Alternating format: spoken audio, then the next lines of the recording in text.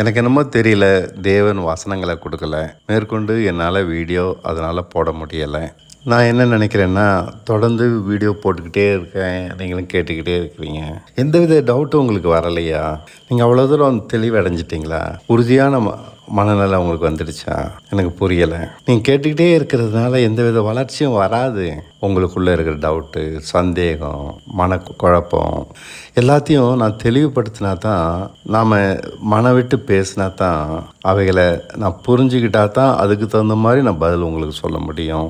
உங்களை நான் தெளிவுபடுத்த முடியும். நான் மாட்டுக்கும் வீடியோ போட்டுக்கிட்டே இருக்கிறதுனால எந்தவித பயனும் கிடையாதுன்னு எனக்கு புரியுது.